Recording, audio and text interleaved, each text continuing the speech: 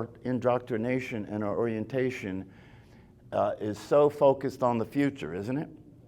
You know, as early as you can remember when you started school, right? Right away, what they talk about. What are you going to be when you grow up, right? How are you going to make it to first grade, right? You're going to make it to second grade, you know, and all this. And everybody's talking to you that way, you know, about, you know, who you're going to be and what's going to happen tomorrow and what's going to happen next year, you know, and what are you going to be when you grow up and what's going to happen. Are you looking forward to your next birthday? Are you looking forward to Christmas? You see the orientation? Yeah. The orientation is based on the idea that what matters and what's important and where fulfillment and satisfaction and well-being can be found isn't here. It's not here, right? It's there, you know, whatever there is, right? And so if you get sufficiently oriented to that, right, you can never be where you are. You see that? If you get sufficiently oriented to that, you can never be where you are. You're always going somewhere, right? You're always doing something, right? If you look at your own life, that becomes such a fundamental way that we get oriented, right? That we don't even know that that's the case. We don't even realize that we keep denying reality. And what I mean by that is if you're denying what's happening right now, this isn't it, right? You're denying reality because that is reality. That the only reality there is what's happening right now. So if you deny that, right, you're living in a world that doesn't exist, right? And you're dreaming about a future that will provide you some kind of fulfillment or satisfaction, a future that will never come. It can't possibly come, right? Because the future never comes. When it comes, it's the present moment, right? So here you have examples of people who get frustrated or disappointed with the life that they're experiencing because it didn't fulfill them. It didn't provide what they imagined would be a life that would be worth living. And so they left, you know, and they arrived at the conclusion that the reason it's not fulfilling me is circumstantial. It's the circumstances. They're the wrong circumstances, right? So I have to find a different set of circumstances. Can you see that can go on forever? Because those people, they'll go to another situation and they'll be waiting for that to, see, they're waiting for something to happen, as if something's going to happen to them, and then when it happens to them, they're going to be satisfied, fulfilled, content, and peaceful, and then they can relax, right? Can you see that that's not how it works? Nothing is ever going to happen to you that's going to provide you with the experience of being happy, satisfied, content, fulfilled and peaceful in your life. That nothing is ever going to happen to you that's going to provide that. That's a very important and profound thing for you to get, right? Because if you look around, you can see that most people are on that treadmill, aren't they? They're looking forward to what, right? You're looking forward to something in the future is going to provide the fulfillment. You know, when I was a child, it was becoming a teenager. When I was a teenager, it was becoming an adult. When I was an adult, it was becoming a successful adult. When I was a successful adult, it was retirement. But it's always there. It's never here. It's always there. It's never here. Right? What if the only thing that's possible for you to experience and realize that would provide you with the fulfillment and the satisfaction and the peace of mind that you really want is something that you already have, right? But you're not looking there, you're looking somewhere else, right? So you can go to a Zen monastery or you can go to a Zen temple and practice for years and years and years, right? As long as you don't let go of that mistaken idea about that it's not here and it's somewhere else, it won't make any difference. You'll leave because you'll leave because what you imagine, which is that if I go there and I practice hard and I sit in meditation, you know, that somehow, somewhere, something's going to happen to me, and when that happens, I'll be fulfilled. As if that's true, but it's not, right? So the reason I'm saying that to you is because if you approach practicing meditation like it's going to get you something, right? If you approach meditation like it's going to allow you to experience an experience of yourself that you haven't had yet, and if you could have that experience of yourself, you would be happy, satisfied, peaceful, and content. But what if the only way that's possible when you're practicing meditation, right, is if during the time you're practicing the meditation, you have no interest in anything other than the practice itself. You have no interest in the future, you have no interest in getting anything, you have no interest in getting anywhere. You're letting go of the whole idea that there's something that's not here right now that will give you what it is that you want more than anything else. Right? So if you're sitting in meditation and you want to experience the possibility that meditation makes more probable, it makes it more probable, the possibility, it makes it more probable, because when you sit in meditation, you're sitting still, you're being quiet, right? You're being silent, you're eliminating a lot of the noise, right? And then you're moving your attention away from the thought activity that's been conditioned to orient you to the future. You get that? You're moving your attention away from the thought activity that's been conditioned to orient you to the future and to have you believe that what you already have and where you are right now is not it. That's not it, right? That's going on in the thought process. So when you practice meditation, you're practicing moving your attention away from that, and then sitting still and being silent, letting the body be still and relaxed, with your back straight, your feet flat on the floor, maybe holding your hands in a position like the cosmic mudra, which is balanced. It's actually balanced, right? If you do this, one of the reasons this is so popular, this is balanced, right? You're taking the dualism, you're taking the two realities and turning it into non-dualism, one reality. It's balanced, right? It's giving you a horizontal orientation instead of a vertical orientation. Vertical orientation is time, isn't it? Past, present, future. It's time. Horizontal orientation is not time, right?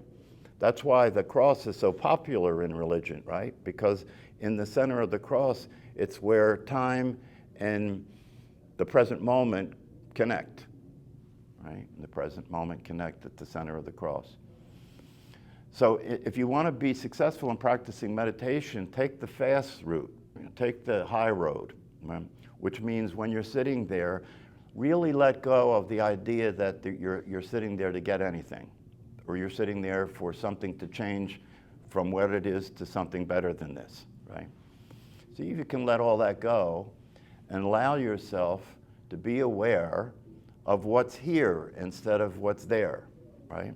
Allow yourself to be aware of what's happening right now instead of what's going to happen or what did happen, what's happening right now. The only real future is in the present moment. The only real past is in the present moment. So you can use them, right? You can use them to make plans so that when you're functioning in the space-time world, right, that you can do that, right? But you don't have to give up being in order to use the tool of time. You don't have to give up being in order to use time. You don't have to be in time to use time, right? You can be in the present moment and use time to make plans so that as you move around in the time-space world, you can function. The mistake that gets made is to believe that time is real, that there is a real future and there is a real past. Once you believe that, right, you'll start trying to live in the future, right? You'll imagine, what do I mean by that? You'll imagine the vacation you're going to be on, right? And you'll picture yourself being there. That's living in the future, right?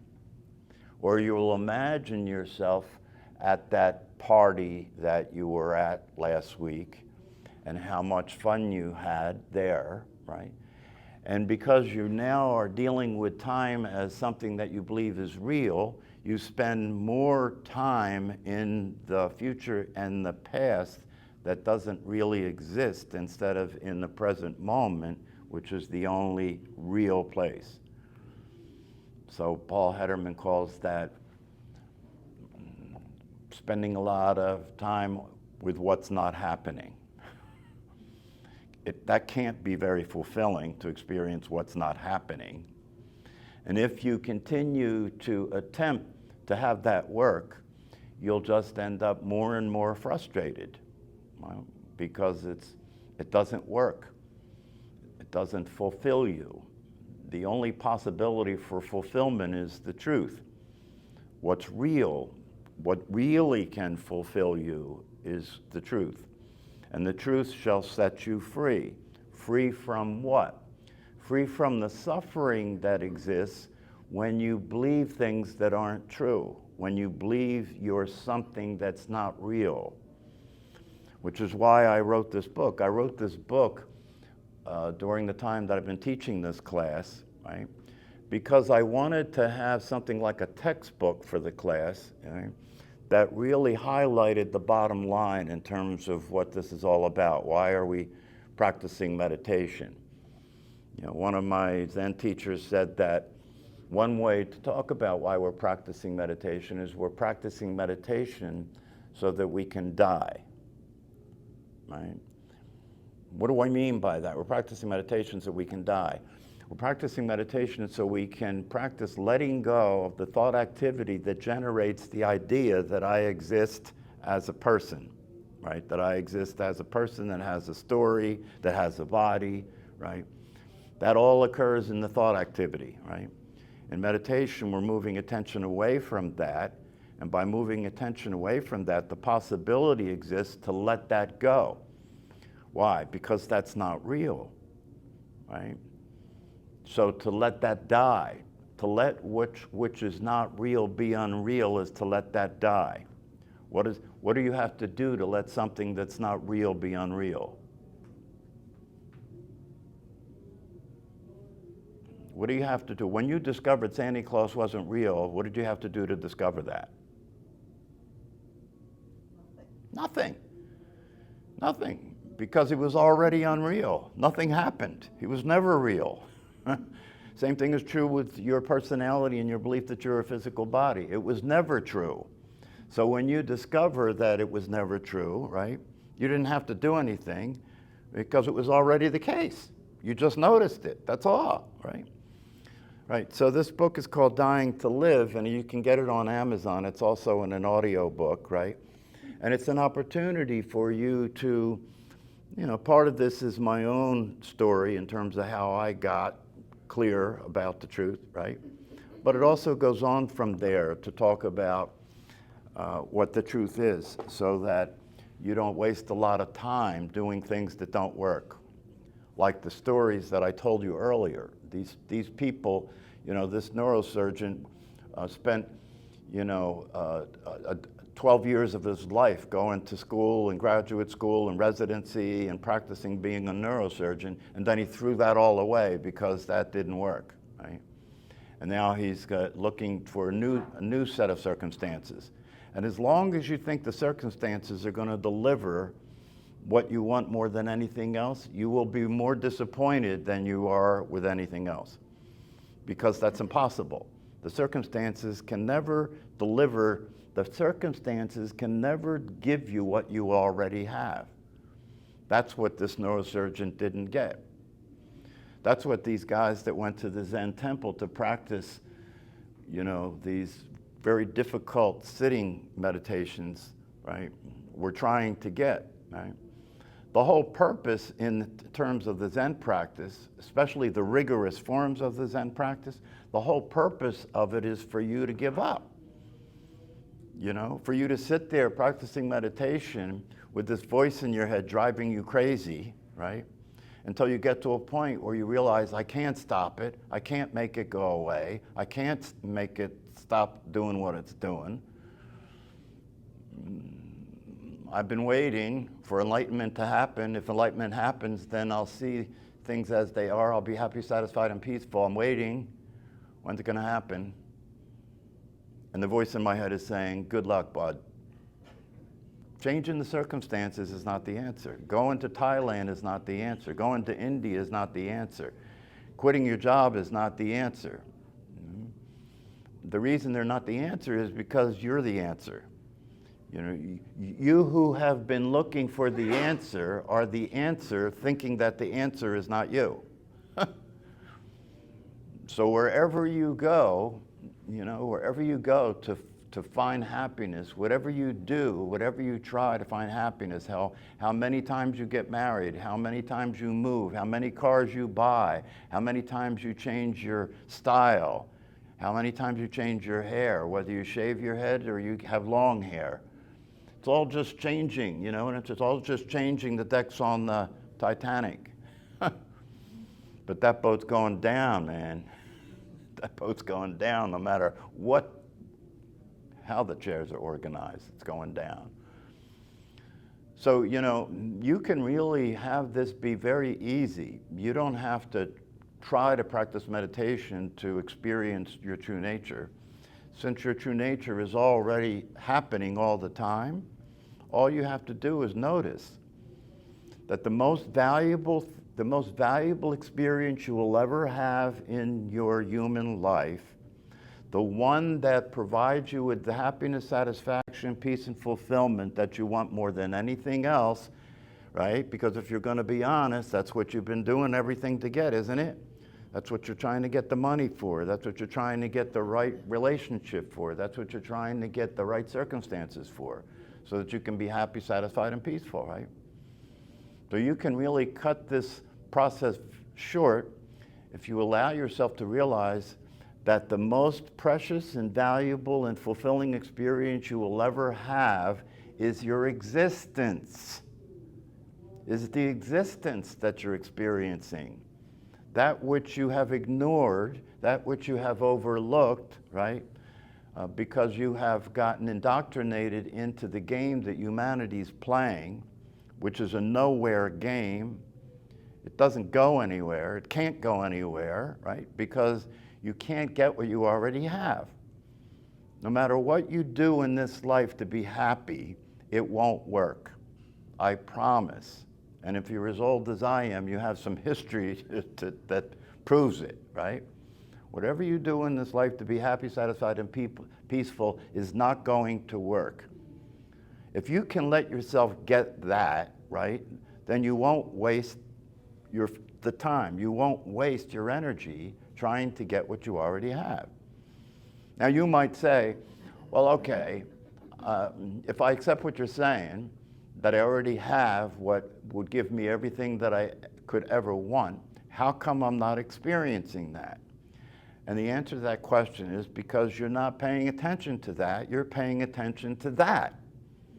And that is not real, right? And the personality that keeps generating is not real. It doesn't actually exist. So as long as you think you're that, you can't experience what's real. As long as you think you're something that's unreal, you can't experience something that's real, right? So how do you stop experiencing that, right?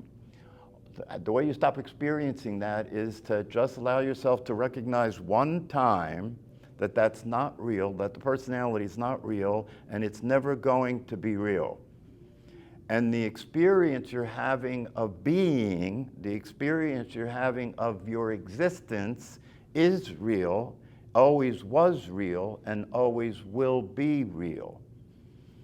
So if you get the fact that the identity that you have taken on as a person and a body and a personality is not real and will never be real, if you can really, really get that just one time, it'll be like finding out that Santa Claus isn't real, right? You don't have to, every Christmas, you don't have to go back and say, is he real? Or is he not real? Last year, I remembered that I noticed that he wasn't real, so I didn't believe in him. But now I'm looking at the man with the red suit again. Is he real? You don't do that every year, right? You only realized that Santa Claus wasn't real one time, and you didn't have to do it ever again, right? Same thing with the Easter Bunny, right? And you could do the same thing with God if you want to really, be radical, right? Because the God that most people consider to be real is nothing but an imagined reality. It's just an imagined reality, right? So the truth shall set you free, but you've got to be willing to experience it instead of experiencing what you think about it, right? If you want to experience freedom, if you want to experience liberation, you got to be willing to let go of what you thought was real and allow yourself to begin to experience what is real. And the reason we pay attention to the breath is because the body's breathing in real time. The body's breathing in the present moment, always, right? Right? So if you're in situations where you get caught up in thinking about the future or the past, or you're in situations where you're upset because what's happening doesn't fit your pictures about what should be happening that come from the past or what you imagine in the future, right? Whenever that's happening and you're experiencing dissatisfaction, just start to pay attention to what's real. That's all. If you don't want to suffer from believing in what's unreal, start to pay attention to what's real. See, once you're trying to meditate, you come up with all these good strategies, don't you? Yeah. I'm trying to meditate. I'm trying to meditate better. I'm trying to meditate better. I'm trying to meditate I'm going to be so good at meditating, I'm going to be enlightened, right? So I want to know more about meditation. Tell me how to meditate better. Tell me how to meditate so I can experience being enlightened. I want to be enlightened. When am I going to be enlightened? I'm waiting. See, that's the problem. Most human beings are waiting, aren't they? They're waiting for the right thing to happen. They're waiting for the right holiday. They're waiting for the right birthday. They're waiting for lightning to strike. You know, waiting for this enlightenment. I've heard about that. Sounds great. Sounds great. They say people that do meditation experience enlightenment, so I want that, so I'm going to do meditation. And when I look at the faces of a lot of people in the meditation class during the practice, right? Here's how they're doing meditation. Really? So doing meditation doesn't work, right? Being present works. And that's what the practice is all about, just being present, right? How do you do being present? That's the thing that human beings can't do, is nothing. Because your orientation, the propaganda that you bought, the belief systems that you took on board, said doing nothing is unacceptable, isn't it? Do something. Right? Do something. Doing nothing is unacceptable. That makes you lazy, right? That makes you an unacceptable human being to do nothing. Don't do nothing, do something, right? So what do you have to do to sit in the chair you're sitting in right now? What do you have to do to be who you already are? You see, if you could live in that reality, you'd experience the possibility of happiness, contentment, fulfillment, and peace. Because that's what's available when you're being in the present moment as yourself, as what you are, which is nothing. Nothing. You are not a thing. You're not a noun. You're a verb.